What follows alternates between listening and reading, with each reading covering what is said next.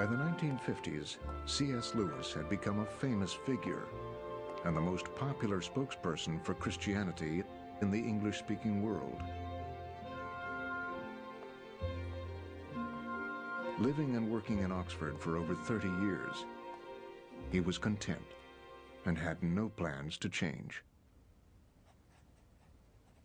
He was a bachelor, leading a chaste life. There was no reason for him to think he would never be anything other than celibate. Warren was never anything other than celibate. And, of course, when Joy Davidman came along, kismet. Joy Davidman was a writer, a novelist and a poet from New York. She grew up in a Jewish background, and she came across the writings of C.S. Lewis when she was an atheist and a Marxist, and started corresponding with Lewis. She told Lewis in her letters that she had embraced the Christian faith in part because of his writing. Lewis got lots of letters from eligible ladies wanting more than just advice about Christian problems. Why would Joy be any different? Well, she was different. She was different first because she was very, very smart. She knew Lewis's work. She was a poet herself. She was a novelist herself.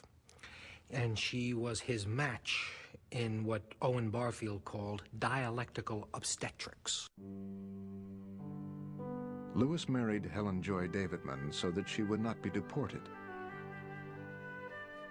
But as they became closer and closer friends, they fell in love. When two people who discover they are on the same secret road are of different sexes, the friendship which arises between them will very easily pass into erotic love. At the time they were married, Joy and Lewis knew that she had bone cancer. I am very shortly to be both a bridegroom and a widower. Lewis turned to a former pupil who had become a priest, Peter Bide. Peter Bide comes to the hospital, and Lewis asks if this man, who has some reputation for possessing a healing gift, would place his hands upon Joy and pray that she be healed. Peter Bide does this and lays his hand upon Lewis, who prays that he will get the pain that Joy is suffering, because the pain is ferocious.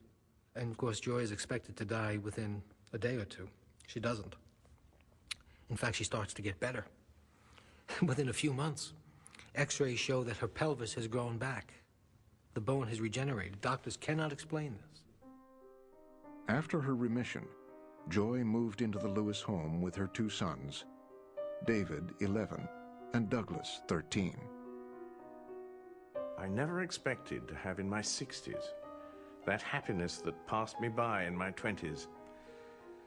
For those few years, Helen and I feasted on love. Her great otherworldly ambition in life was to go to Greece. She'd wanted this since she was a young girl. They went to Mycenae, they went to Crete, they went to Rhodes. Joy climbed all the way up to the Acropolis. It was a wonderful bonus, and it was one of the happiest periods of Lewis's life. But the cancer returned. Joy and C.S. Lewis were separated by death on July 14th, 1960.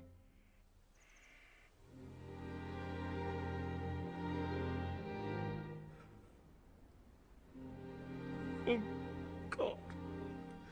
God. Why did you take such trouble to force this creature out of its shell?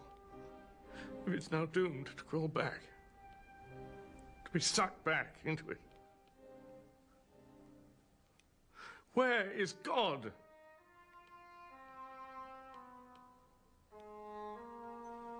What pitiable cant to say she will live forever in my memory. Live. That is exactly what she won't do. What's left? A corpse. A memory. a ghost. 3 more ways of spelling the word dead.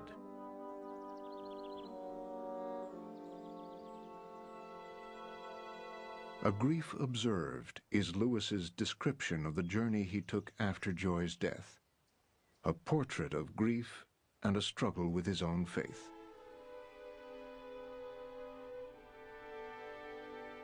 Talk to me about the truth of religion, and I'll listen gladly. Talk to me about the duty of religion, and I'll listen submissively.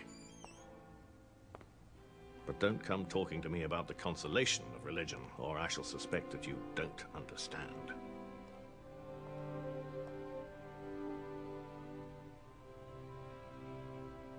The conclusion is not, so there's no God after all, but so this is what God is really like.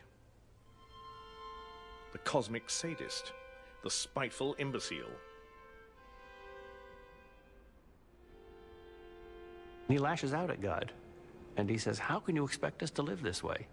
Very much like Job. Very honestly, he doesn't just argue. He emotes. The whole of his being is there in front of God. It's a deep trust in God that allows him to give vent to his distrust.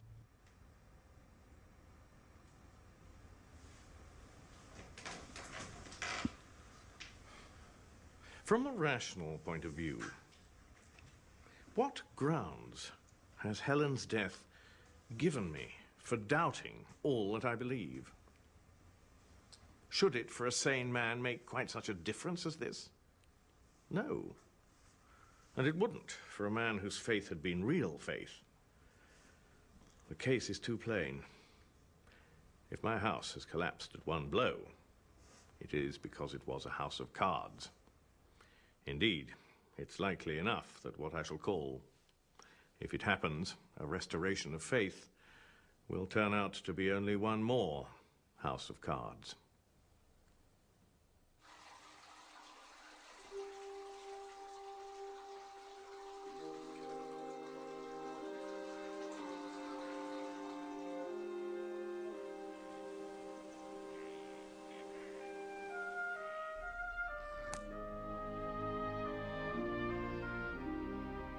Something quite unexpected has happened. Came this morning early. Suddenly, at the very moment when so far I mourned Helen least, I remembered her best.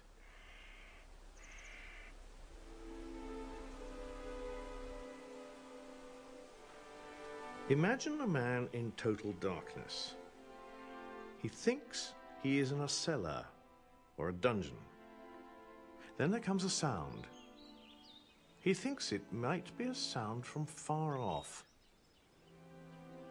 Waves or wind-blown trees or cattle half a mile away. And if so, it proves he's not in a cellar, but free, in the open air.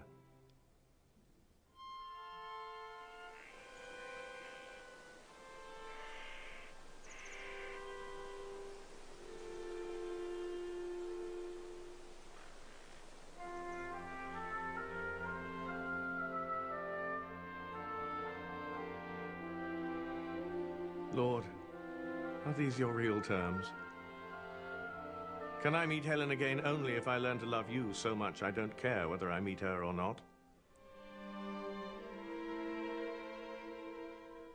When I lay these questions before God, I get no answer, but a rather special sort of no answer. It is not the locked door.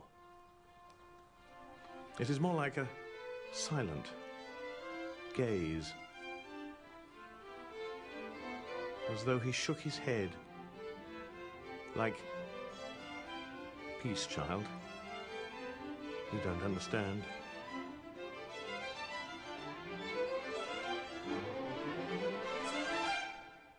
How wicked it would be if we could, to call the dead back. She said, not to me, but to the chaplain, I am at peace with God.